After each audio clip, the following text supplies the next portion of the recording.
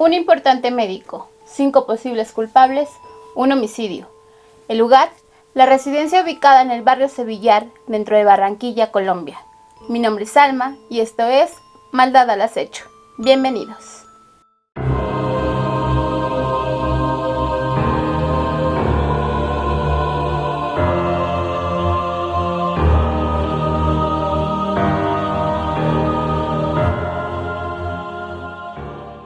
El día de hoy les voy a platicar sobre el caso de Eduardo Pinto Viloria, un importante médico dentro de Barranquilla, Colombia. Pero antes les voy a platicar un poquito de su historia o un poquito de su vida o de las cosas más importantes que le pasaron.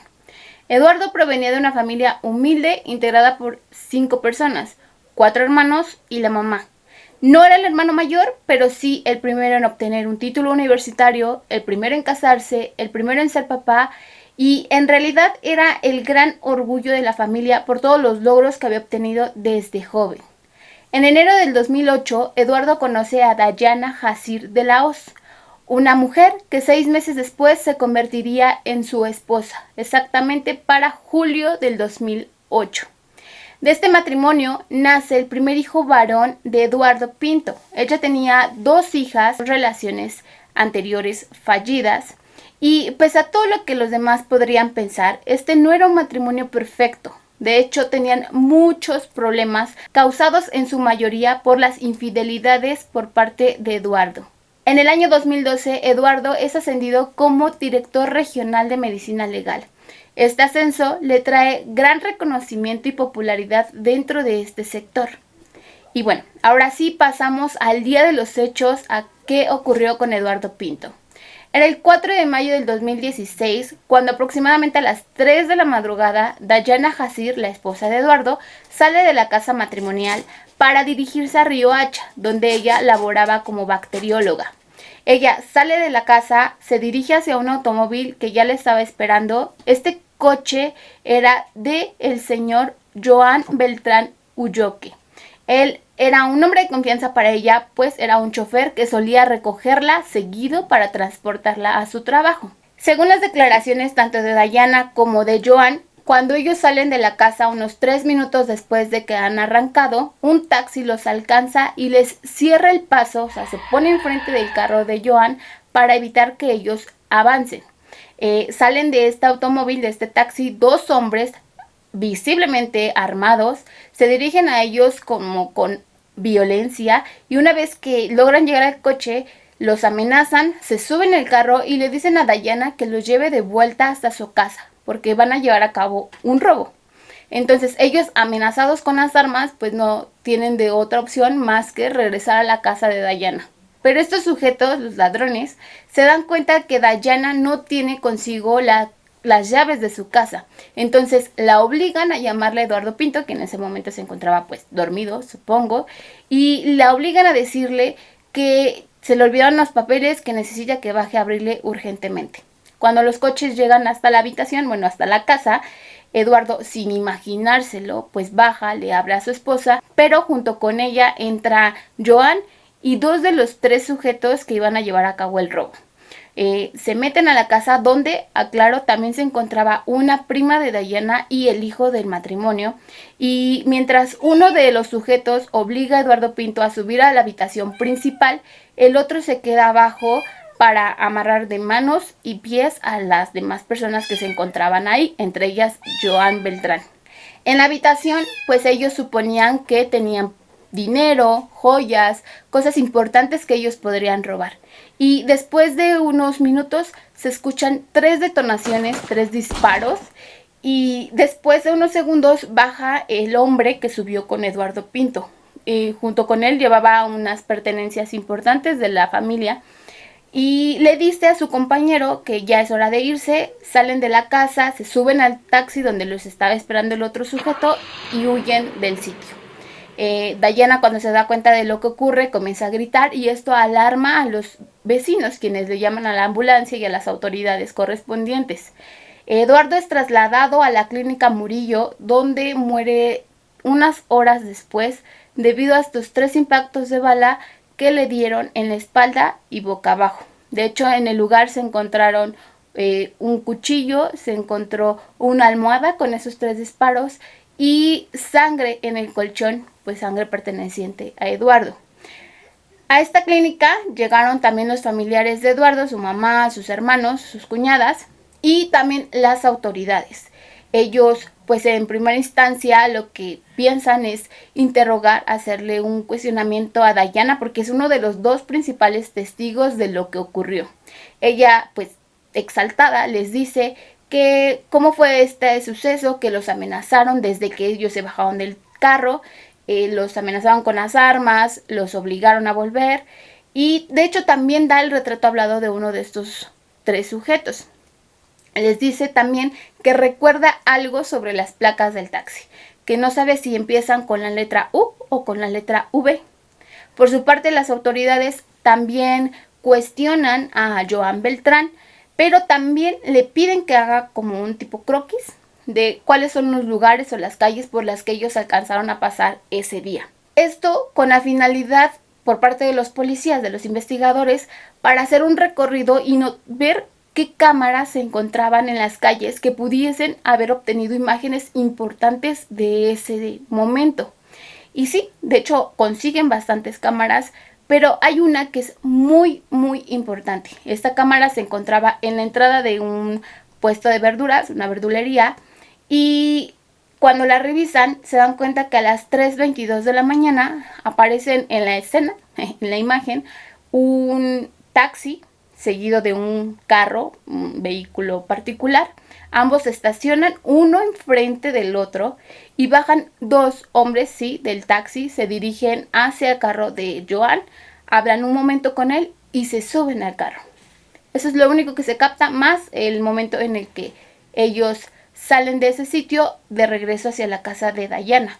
Y de hecho también aparecen ahí 3 hombres más, trabajadores de esa verdulería, incluido el dueño de ese local. El investigador a cargo lo contacta y le pregunta qué fue lo que él vio ese día, porque también es un testigo clave de ese momento preciso. El señor les confirma que sí, bajaron 2 sujetos, se dirigieron al coche, pero que jamás escucharon palabras violentas o vieron movimientos violentos o que ni siquiera vieron que los otros 2 sujetos tenían armas. Esto para la policía obviamente resultaba un poco raro, sospechoso, debido a las declaraciones tanto de Joan como de Dayana. Sin embargo, no se alcanzaba a ver ni la placa del taxi ni los rostros de estas personas. Entonces, lo que las autoridades deciden hacer es otorgar, ofrecer una recompensa de 40 millones de pesos colombianos para aquellas personas que tengan información sobre estos sujetos o los pueda reconocer o el taxi. Y sí, de hecho, unos días después, una llamada anónima les da las placas exactas de ese taxi. Con esta ayuda enorme, los policías, por medio de un programa que se tiene en la policía colombiana, introducen las placas correspondientes al taxi para que con las cámaras que pertenecen a ese mismo programa que se encuentran en la calle puedan obtener los lugares exactos por donde pudo ser captado ese taxi. De hecho, se corroboró que sí, que ese taxi estaba merodeando ese día cerca de la zona. Y también logran encontrar que el taxi está registrado en una agencia de taxis, o sea, de servicio de taxi. Se ponen en contacto con esta agencia de taxis y ellos le explican a los policías que las placas UYS232 se encuentran registradas a nombre de Miguel Ángel González Reales. La policía se pone a investigar sobre este hombre que ya tenía algunos antecedentes, de hecho, y logran encontrar su dirección de residencia, que estaba en el barrio El Pueblito, dentro de igual de Barranquilla. Intersectan su teléfono celular y notan unas conversaciones extrañas, tal vez sobre movimientos ilícitos, con 2 sujetos más. A uno le decía el Chucho y al otro le decía el Ñeco. Pero a pesar de que la policía estaba casi segura de que ellos estaban metidos en el crimen de Eduardo Pinto, pues no tenían como tal una prueba.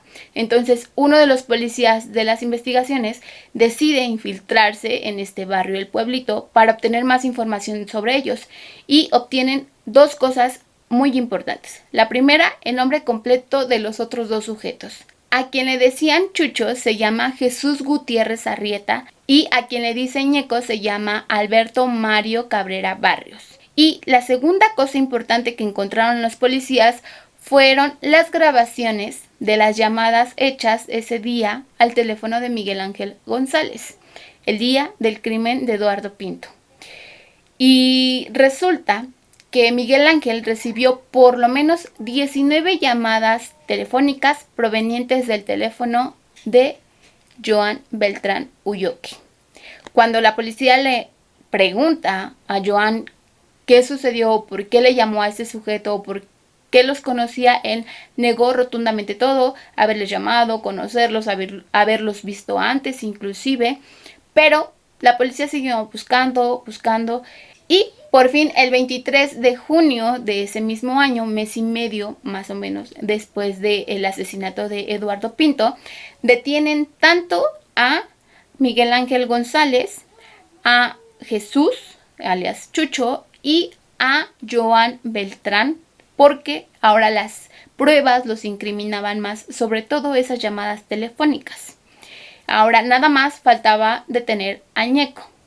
Y obviamente comenzaron unas audiencias para llevar a cabo el proceso de la sentencia contra estos 3 hombres. Y en una de esas audiencias pasó algo muy importante, algo que le dio un giro a esta investigación. El propio Joan Beltrán se dirigió hacia Dayana y en voz muy baja, pero perceptible para algunos de los presentes en la audiencia, y le dijo que ella también iba a salir involucrada en ese asesinato. Dayana no le contestó, de hecho se limitó a agachar la cabeza, pero los demás lo escucharon. De hecho, los familiares de Eduardo Pinto voltearon y le preguntaron qué es lo que él estaba diciendo, y ella muy nerviosa dijo, pues es que como ahora ellos tienen la soga al cuello, me quieren involucrar en todo esto, pero pues yo no tengo nada que ver en ese asunto. Terminada esa audiencia, se acerca al fiscal el señor Enrique Beltrán, el papá de Joan Beltrán, y también le muestra al fiscal unas fotografías, 2, importantísimas. La primera, se nota que está Dayana junto con Joan festejando un cumpleaños de él. Y la segunda, están en el mismo cumpleaños, pero dándose un beso. A partir de ese momento, todo el mundo descubre el amorío que tenían tanto Dayana como Joan desde hacía más de un año. Sin importar que estaban casados o que tenían hijos y que de hecho tenían planes a futuro. Y a estas 2 fotografías, a estas 2 revelaciones importantes, se sumaron las confesiones tanto de Jesús como de Joan. Ambos señalaban a Dayana como la persona que dio la orden directa de matar a Eduardo Pinto y como la persona que pagó por el crimen para matar a Eduardo Pinto.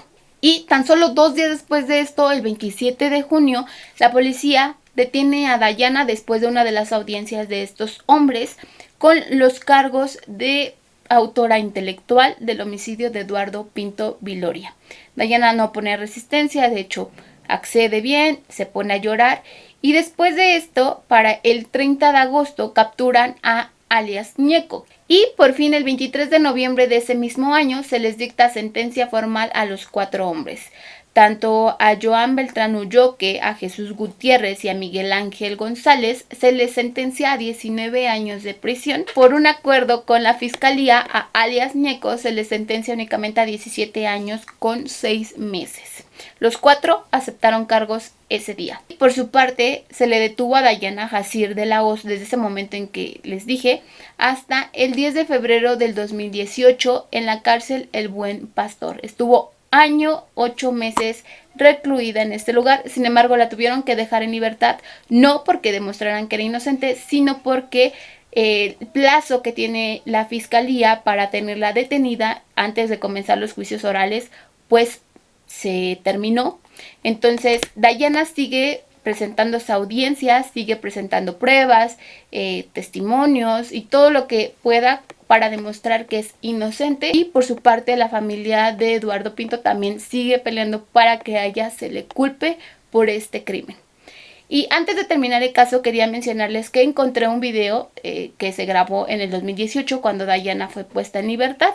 Aquí abajito se los voy a dejar. Ella da su versión de lo que ocurrió ese día. Ella niega también algunas cosas porque de hecho también después la familia de Eduardo Pinto pues creyó o cree que el hijo del matrimonio no es hijo de Eduardo Pinto. Entonces todo eso lo aclara en esa entrevista. Se las voy a dejar aquí abajito en la cajita de información por si quieren ir a ver la entrevista y después venir a comentarme si creen que Dayana Jacir de la Hoz tuvo algo que ver con el asesinato de su esposo Eduardo Pinto o si creen que es inocente y únicamente quisieron manchar su nombre estos 4 sujetos. Si les gustó esta investigación no olviden darle me gusta, también los invito a que se suscriban al canal y activen la campanita de notificaciones para que sepan cuando suba un nuevo caso.